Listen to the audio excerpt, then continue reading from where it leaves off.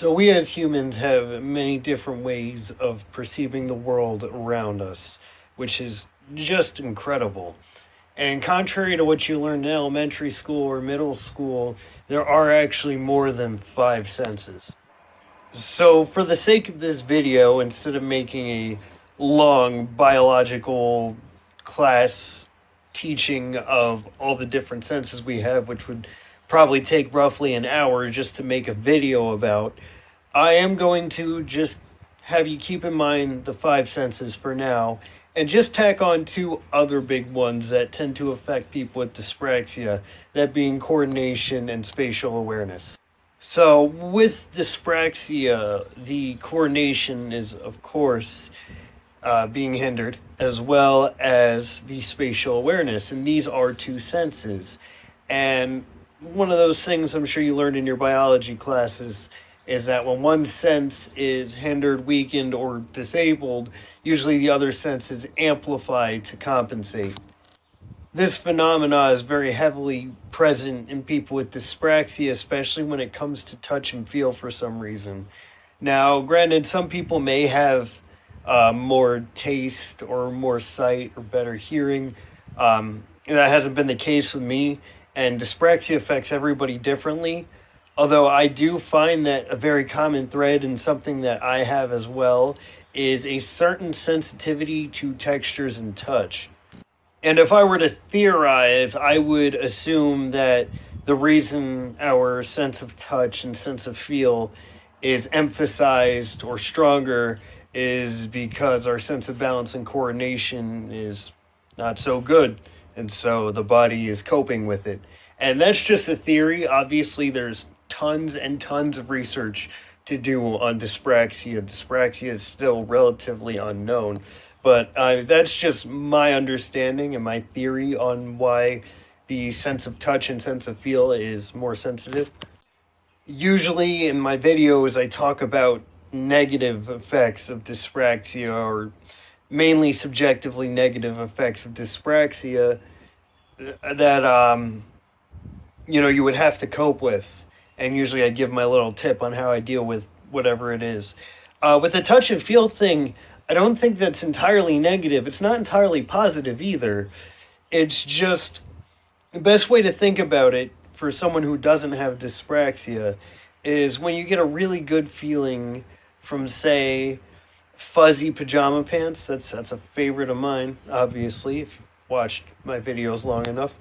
That pleasurable feeling ends up feeling really good, almost euphoric. And so you may find someone with dyspraxia wearing really comfy clothes more often than not. They may or may not, depending on their professional background and what their daily life is. But the negative to that, of course, is any sort of negative feeling as well will also be amplified. So, for instance, those Indian throw rugs, the ones that are all woven and everything, I can't handle the feel of those personally. And while I like smooth, fluffy textures, and I like certain textures that a good amount of people think feel good, not everyone with dyspraxia will find these feelings as pleasurable.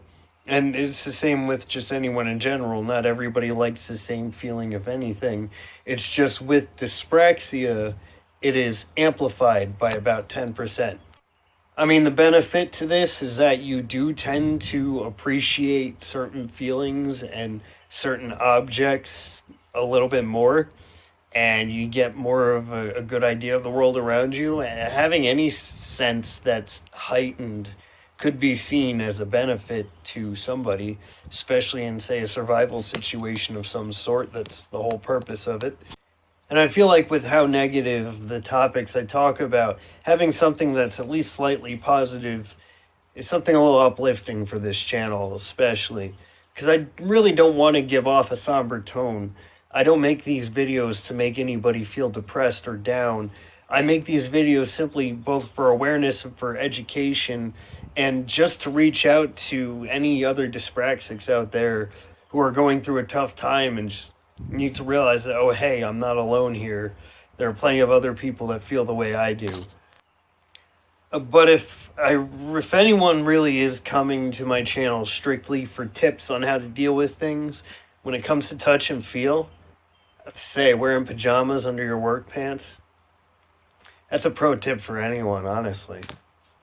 Not so good around this time of year because it's starting to get warm and hot out, and so get a little sweaty. But honestly, you shouldn't be afraid to feel comfortable unless you're in a professional environment. If someone's paying you and you are in an environment where there is a dress code, obviously adhere to that dress code.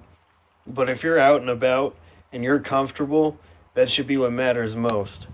You should never put anyone's expectations over your own comfort, and that's just a goal for anybody, honestly. If it's work and you need it to live, obviously, being in a professional environment, you're obviously supposed to be set to some standards. But what you do on your own time and how you dress on your own time should really be up to you. You shouldn't have to rely on anyone else's bearing. So if you feel comfortable wearing a sweater all year round, then do it. And bringing up my sweater segues into another part of the whole touch and feel thing with dyspraxia. See, with dyspraxia, it's weird because temperature sense can be both suppressed and you can also be super sensitive to it too, depending on how your dyspraxia affects you. I personally am like super sensitive to like cold, but not to heat. I can be wearing a big, thick leather jacket in the middle of the summer when it's 80 degrees out, and I'll be cold if I take it off. I'm just extremely sensitive to cold, and so I wear a sweater year round, not just because it's a really comfy, fluffy sweater, but also because that's just how I feel comfortable.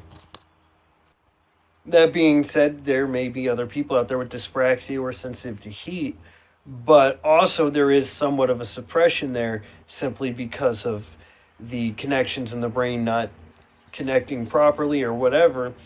And so you may have a time delay when you're feeling a temperature, or a temperature change may take a while for you to actually process thanks to dyspraxia.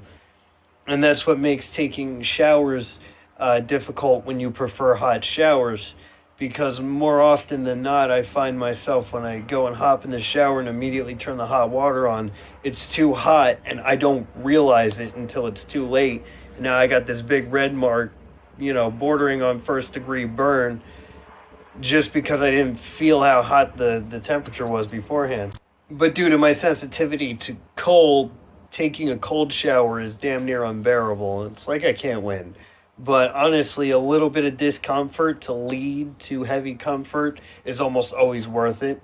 So I find if you do have similar temperature sensitivity or suppression to what I have, the best thing to do is to just hop in the shower, bite the bullet, and put it on cold, because cold water isn't going to burn you, and just slowly move the lever up as you feel the temperature change, and once it's at a comfortable spot, then let go and shower. And that's really the only tip I could give you for that. But hey, I know this is a short video. I wish I could go a bit more in depth with it, but when it comes to touch and feel, there's really not a whole lot to talk about. But at least the one thing I brought up is that there are some benefits to having dyspraxia. Granted, dyspraxia isn't something that you want to have. It's not pleasant, but there are some positive sides to it. And in my next video after this one, it should be up next week, I'll be talking about the possible benefits and some rare pros that actually come with having this disorder. So, hey, thanks for watching, everyone. You guys have a good one.